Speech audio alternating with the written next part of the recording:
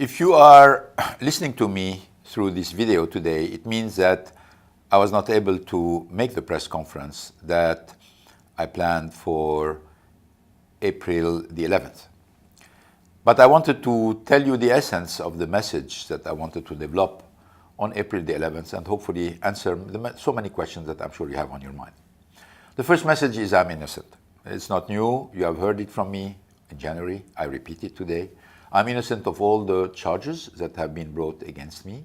And I'm also innocent of all the accusation that came around these charges that are all biased, taken out of context, twisted in a way to paint a personage of greed and a personage of dictatorship. So, but let's talk about the charges, the FIEL, the contract with Shinsei Bank, and the compensation we paid to Jufali. I remain on the same position. I spent 108 days in prison because I've been always consistent with this position that I was innocent of all the charges. The second message I want to send you is the fact that I love Japan and I love Nissan. Nobody spends 20 years in a country. Nobody works 20 years in the leadership of a company without love and without attachment and without engagement, particularly when these years have been marked by so many accomplishments and so much result. I came to Japan in 1999, not by calculation. I came to Japan in 1999 because I was fascinated with the country and I was fascinated by the challenge of reviving Nissan. And you know very well that I committed since the beginning all my career to the success of the Nissan revival plan. And thanks to the hard work of the hundreds of thousands people working in Nissan, and particularly the Japanese people working in Nissan, we have been successful. So my love for Japan and my love for Nissan is untainted today. After all the ordeal I've been through, I want you to know that. I want you to be convinced of that. We've done many things in Nissan I'm proud of. We have also contributed to the economy of Japan, to the development, to the development of the management in Japan. All of the things will remain as great memories and great achievement that I'm sure after all the last months, in a certain way, people will look at them with more fairness and more objectivity.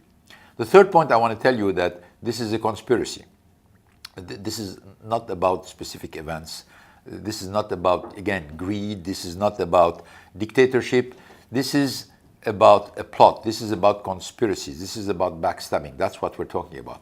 And why? So you can say, why this happened? Why it happened? Because there was first a fear that the next step of the alliance in terms of convergence and in terms of moving toward a merger would in a certain way threaten some people or eventually threaten the autonomy of Nissan, which, by the way, has never been threatened for the last 19 years when the alliance was created.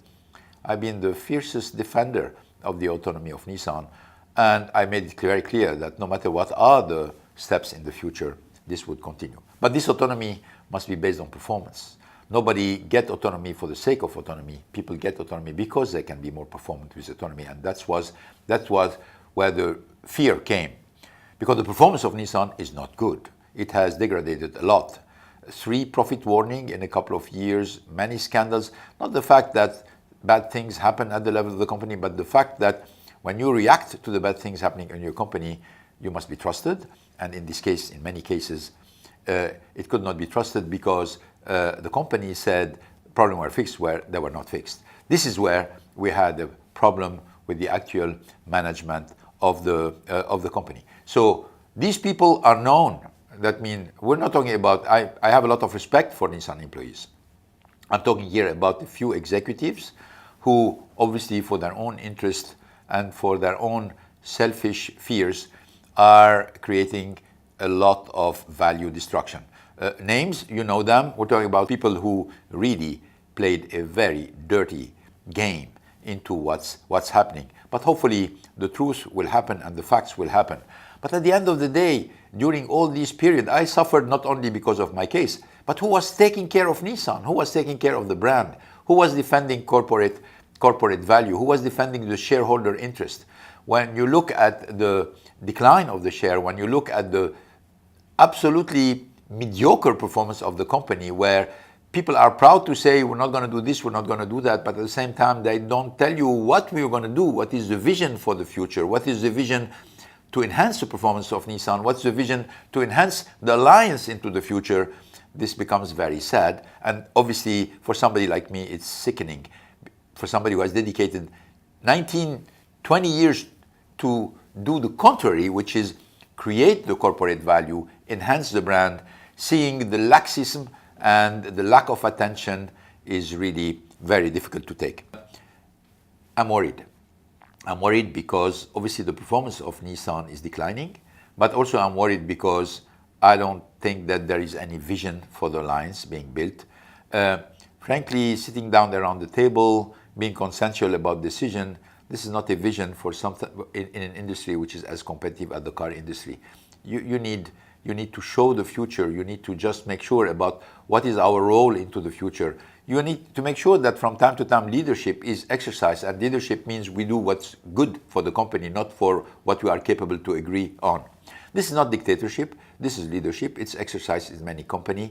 And for people who say, well, there is only two options, consensus or dictatorship, that means they don't know what leadership is about. And this is very sad at the head of an organization as complex and as large as the Alliance can be or as Nissan can be. Finally, what I would like to say is my big hope, my biggest wish is to have a fair trial. I am privileged to have three competent lawyers around me who's going to defend the case, but they don't share with me a lot of serenity about the fairness of the trial. I'm not a lawyer, I'm not competent in this matter, but I will leave it to them to explain to you what are the specific conditions that are required to ensure a fair trial that I can be hopefully vindicated.